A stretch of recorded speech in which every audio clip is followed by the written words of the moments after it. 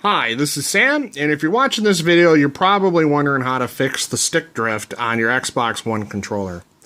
So I've got two controllers here that I'm having a problem with. The kids left this one under a blanket on the floor, and the next morning I came out and I accidentally stepped on it right here. And now this one has a stick drift forward, which will move your character forward in like a first-person shooter.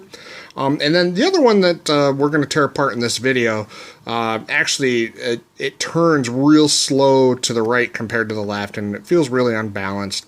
Had a similar situation happen with that one. So today we're going to show you how to tear it down and show you the tools that you need. You can plug your controller into your PC and do some calibration programs, and it can show you if you have stick drift. But any good gamer would be able to tell you whether or not there's something funky with this. So what you're going to need today is you're going to be able to know how to peel apart your Xbox One controller. I made a video earlier on how to do that, but essentially these little side panels pop off if you got a screwdriver, and there's some security bits. There's 5.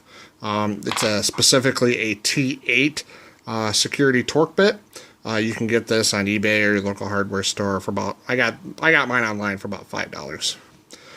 We're also going to have to be doing some unsoldering, so we're going to need to work with some solder wick. I am not an electrical engineer, so you're going to be seeing the average Joe do this, okay? If I've got problems, you'll know about it. You're obviously going to need some soldering, a soldering gun, which I have warming up off to the side here. Maybe some flux, I don't know, a tool to cut the solder wick with. And you're also going to need some replacement parts. So if you do a search online for like Xbox One Axis module, you'll come up with these things, and this is the actual module that lives on the circuit board that sits and your analog posts sit on. These are, you can get them real cheap if you're willing to wait for them to come from China, but I live in the US. I hate waiting for stuff to come from China. So you pay a little bit more and you get it faster. And to be honest, these were like $3 a piece, and they came from California. I live in Michigan. They came really fast, so it's totally worth it. And it looks like there's a lot of posts on these. It looks like there might be like 4 support posts, as well as a couple other electrical connections. And I'm pretty sure we're going to have to desolder them out, desolder them all off, which is what the wick is for. So give me a few minutes and I'll have this controller torn apart, and I'm going to try to get her done here. Okay, so I've got it opened up here, and what you're going to see are like a grouping of solder connections that make a ring right around here. And I think there's about 14 of those things that you're going to want to have to unsolder. What you don't want to touch are any of the things that are labeled. You can see there are a couple C's here. I think the C stands for capacitor. Okay. We're going to try to do some solder wick, and I got my wick right here, and I think you're just going to get your soldering iron. You're going to come in. I don't have enough hands. I might have to get my daughter to take the next video for me. But essentially, you're just going to put that on, and the solder wick will soak up all the solder. Alrighty, so I got both my hands free, and my daughter is taking the video here. Here are some of the 4 posts, so we're going to try the first one. This is a 40-watt soldering iron.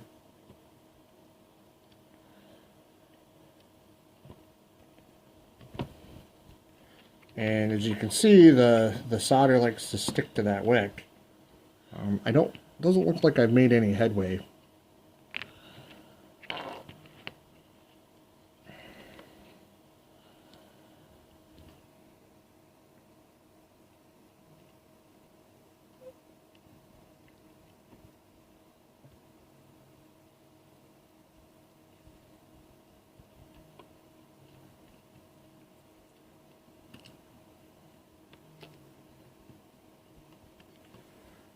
They really don't want you to be able to fix these things.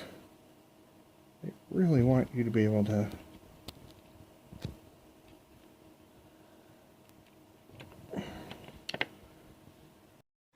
Alright, so I've got my first one done, and it's in the upper right corner.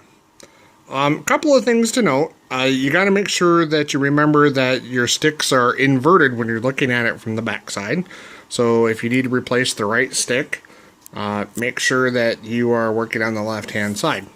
I personally didn't have that problem, but I just wanted to point it out. And two, this is incredibly tedious, and that solder wick, I felt needed a little bit of help with some of my resin there. And it's just going to be a slow process. You're going to have to take your time. I'm going to do probably the 4 major posts. Let me see, where'd this guy go? There is the 4 major posts here. There we are. And then all of the connections. You got to make sure they're all good and loose on that board before you pop it out. And I'll keep going. This is going to really make you wonder, is it worth just paying the $70 or whatever it is for a new controller? I was already thinking that, but we'll see how long it takes before the curse words start flying. Okay, so I got my second post done, the top left, and I'm learning how to use this solder wick better as I go. You're going to spend about 5 to 6 minutes, at least I have, per post. And it's feeling better and better. And the good thing to start with the posts is that if you change your mind by the time you get to the 4th post, you can just resolder the post, and there's really no electrical havoc that you'll cause. So if you've wondered why I've started with the post, that's why. If I start to get into problems with the actual connections, to me it feels like it's harder to change your mind. So we'll continue, and you're going to be watching me on the 3rd post here. I realized that I wasn't showing you how to do the wick. So this solder is a what I would call a high temp solder. It quickly refreezes, and what I do here is I get it melted, and it's like it doesn't work all great. It just pulls it up piece by piece. Maybe I'm doing something wrong. I don't know. Never used this before, but we're just kind of trudging along here. And you just get it hot, and it just soaks it up. And you can see here it dries really quick. I've soldered the copper down, and then after a few minutes it comes up. What you're gonna have to do, make sure that you've got some good snippers. And you're going to have to, at least what I've been doing, is I've been snipping off just a few millimeters at a time. Okay, so I've got my 4 posts done, and I started on the smaller solder connections, and I discovered something. So I was having a bit of trouble with the wick. It just took a lot of time. It felt clumsy, but you do get better. And then when I did get to these small guys, that wick worked really good compared to the bigger globs. So if you're having a hard time with your posts, just know that at least I had a better experience with the smaller dots. So you can see I've got a little pile of copper clippings from the wick. I just got to keep cutting them off, and it's tedious. Just keep at it steady. Watch TV. I should probably put something on the TV. But just something to do while you're chillaxing. So, alrighty. So I've got all the 14 pins melted, and all the solder wick. You can see all my clippings. It's pretty tedious. Took me maybe about an hour. There's the old module. I'm just going to throw that away so I don't get confused with my new modules. There's the hole. What I want to do is I want to show you a quick quality key point. When you're using the solder wick, you see that guy right there? How the left side's not metallic and the right side is metallic, and that guy's not metallic at all. Those are connections that are on the circuit board. When you take that solder wick, and if it freezes and you can't tug on it, if you tug on it, you will pull those metal connections up. I don't know if if I'm going to be up and running when I put this all together, but maybe I'll try to find a clever way to get it to connect when I put the new one in. But what you got to do is you just got to make sure that you wait for that solder to melt and then pull it off, even leaving solder behind. Don't plan on having it in there, let the solder freeze, and then you're going to be plucking it up, because if you keep plucking it up, I did run into a couple issues, but my errors are your good fortune. Okay, so we'll find out. Okay, so I ran into a snag that I want to let you know about. If you try to slide that module in that hole, you're going to want to feel like you need to kind of put it on an angle and scoop it under the circuit board. So you might not be able to tell in the camera there. There's like a bi-level circuit board here, and you're going to have to take this this circuit board up so that you can fit that module in. So if you see these two screws, ignore them. They're actually 1.5 millimeter Allen wrenches, but there's a screw here and a screw there. They're torque bits, and they're really, really tiny. I was lucky, and I used blunt force because I'm just kind of at a mode where I just don't give a shit anymore. And this little tiny Phillips jeweler screwdriver that I have, enough force, it will undo little torque bits like that. So just heads up, I'm going to have to separate those two to get that module to fit in between, slide it in, put it all back together.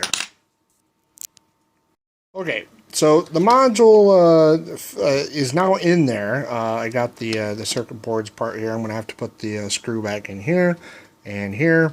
This little guy looks like he connects to the other board. He doesn't. He actually takes some of the power from the battery when it's installed.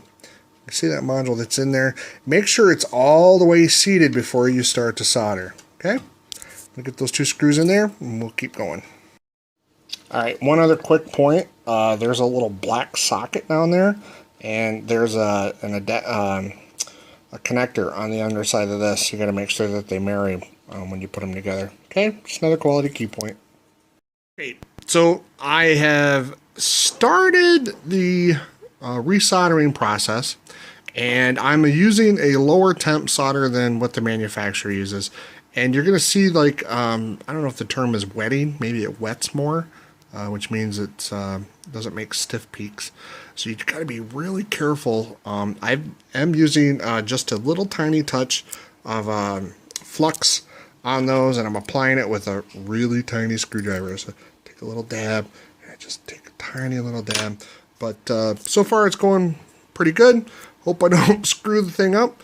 You got to remember, though, too, these are electrical components. You can't have your soldering iron on those posts for very long. Give them room to breathe. You're going to need patience for this. It's going to be tough, particularly for me, because I don't like having to wait for stuff. But we'll see how she turns out. All right, there is the finished piece. The solder certainly stands out as having been fixed. So I guess if you're interested in finding if your controller has been worked on before, it'd be a quick identification for some homegrown stuff. So I'm going to put it back together, and we'll give her a go. Okay, here's the moment of truth. I got it just barely put together, not all of the screws. Just put the battery in. We're going to flip it over, and we're going to see the moment of truth.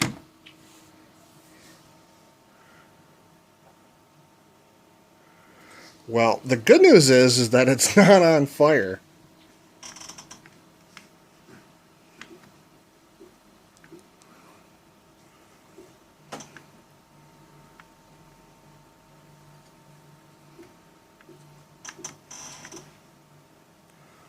Let's see how well I can play Tom Clancy.